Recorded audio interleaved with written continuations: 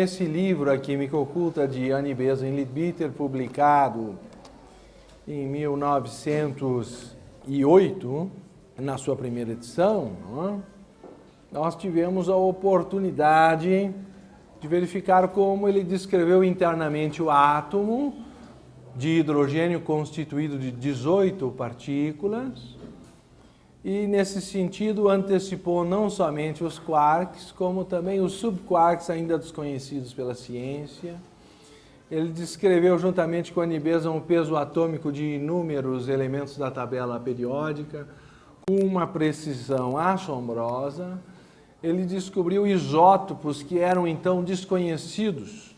Por exemplo, o deutério, descoberto em 1932, e o trítio em 1934. Tudo isso usando uma maneira de enxergar o átomo e as partículas subatômicas da matéria com percepção extrasensorial. Também ele foi capaz, juntamente com a Annie Besant, de descobrir não só os quarks e subquarks, como também uma série de elementos então desconhecidos, como o promécio, o astato, o frâncio, o protoactínio, o tecnécio, entre outros. Então, se vocês quiserem dar uma olhada na precisão dos dados, nós não teríamos tempo aqui. Embora os ocultistas não estivessem informados do conceito de isotopia, quando eles observaram uma amostra com propriedades similares àquelas do hidrogênio, mas com o dobro da massa daquele, e o número de átomos físicos ou térmicos também duplo, são aquelas subpartículas que ele ali avistava, eles o designaram como adiarium e o posicionaram com o hidrogênio na classificação periódica, sem procurar uma posição diferente para ele. Veja-se que a palavra isótopo, da sua raiz grega, quer dizer no mesmo lugar. E, portanto, eles não tiveram a intenção de colocá-lo em outro lugar da tabela periódica, porque identificaram somente um próton ali estabelecido. E consideraram ele um parente do hidrogênio, mas com um nêutron a mais. E que isso é o isótopo. Só que, então, essa classificação era desconhecida. Tiveram que dar um nome também próprio da nossa sede mundial, lá de A, porque na época não havia nome para essa substância, e mais tarde ela foi denominada de deutério, que é um átomo mais pesado, um isótopo mais pesado por ter mais um nêutron do hidrogênio. Aconteceu então que Urey Brickwood e Murphy descobriram o deutério, o isótopo pesado de hidrogênio, aproximadamente na mesma época, em 1932.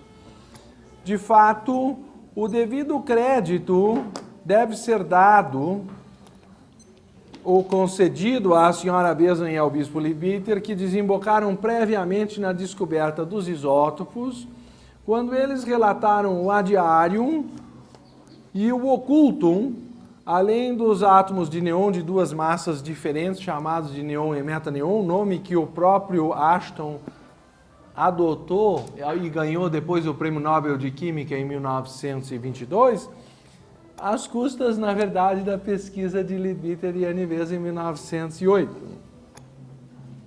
4 anos antes de Sir J.J. Thomson ter relatado duas parábolas para o neon de massas 20 e 22 em seu trabalho clássico no raio catódico positivo, de 1911, seguido pelo trabalho de Ashton e Soddy.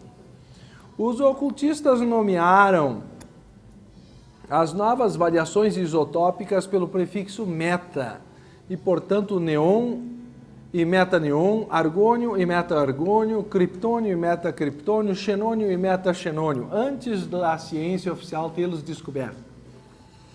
O occultum foi descoberto e assim denominado por Annie Besant e Leadbeater ainda em 1895, foi mais tarde identificado com a descoberta do trítio por Rutherford somente em 1934, portanto 39 anos depois. Então, o que nós estamos chamando aqui de ciência oculta? Nós estamos chamando aquela ciência que, usando extensões da mente, particularmente a percepção extrasensorial sob controle do observador e com observações independentes e correlacionáveis, possam dar o mesmo resultado de pesquisa e, portanto, mais longe do que pode ver o microscópio ou o telescópio.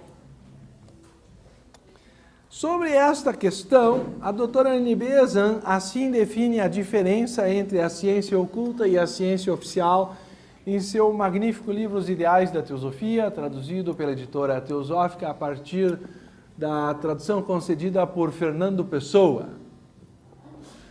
Mas qual a diferença entre os métodos da ciência oculta e da ciência oficial? Nenhuma diferença na observação, nenhuma diferença no esforço, nenhuma diferença no raciocínio sobre a observação feita. Uma diferença de aparelhos, de instrumentos, eis tudo. O homem de ciência faz os seus aparelhos de vidro, metal ou líquidos corados. É a tradução de Fernando Pessoa, nós usaríamos hoje o termo corante. Outras coisas do mesmo gênero. Nós, os ocultistas, arranjamos os nossos aparelhos desenvolvendo em nós um sentido que está em evolução natural. E nós desenvolvemos-lo um pouco mais rapidamente do que a natureza o pode fazer sem auxílio. Então, a ciência oculta é apenas um aceleramento da ciência normal, como a percepção extrasensorial é uma extensão acelerada, talvez, dos sentidos que a natureza concede à maioria da humanidade hoje. E eles podem ser ativados por certas práticas do yoga, particularmente o Raja Yoga tem uma estrutura mais científica de desenvolvê-los, e por isso o Blavatsky chamava a ciência oculta como sinônimo de Raja Yoga no seu magnífico livro Ocultismo Prático, dizendo ser a teosofia apenas o lado teórico do ocultismo e a ciência oculta, ou Raja Yoga, o seu lado prático.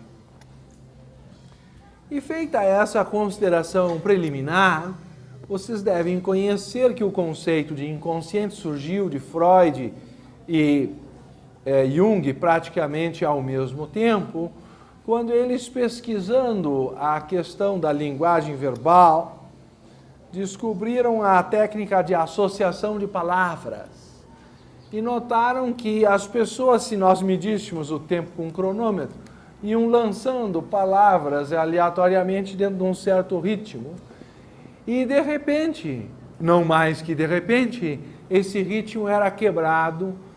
Entendia-se que a pessoa, de alguma forma, mais tarde se explicou, veio a censurar a palavra, porque envergonhou-se, às vezes, da associação feita.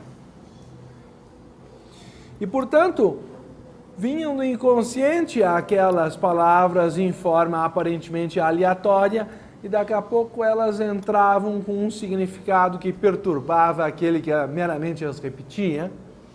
E surgiu daí a ideia de que havia outra fonte dentro da mente que propunha as palavras, que levava os conteúdos dos sonhos, e aí nós vamos ver Freud conseguir estruturar de uma forma mais cartesiana, dentro de um manual, todo o seu sistema de pensamento, enquanto que Jung preservou uma análise mais simbólica e não se ateve tanto a regras, pelo que ele talvez seja um pouco mais difícil de ser estudado e não tão preferido nas universidades. Também porque ele é muitas vezes visto como místico, o que para muitos de uma relação mais cartesiana com a ciência é visto como um fator depreciativo. Não é este o caso na esfera da ciência oculta, que antes da outra explicação aos fenômenos que a ciência, dentro dos 5 sentidos, às vezes, mesmo com suas extensões no microscópio e no telescópio, tem dificuldade de explicar. Então, sob o ponto de vista do Raja Yoga, e eu faria especial recomendação à nossa tradução A Ciência do Yoga, feita pelo Dr. Taimini, que é muito conhecida, particularmente por ele ter sido um químico catedrático na Universidade de Allahabad, e ter reaproximado na sua interpretação os comentários dos Yoga Sutras de Patanjali, então milenares, já com 2.600 anos, a primeira codificação do Yoga,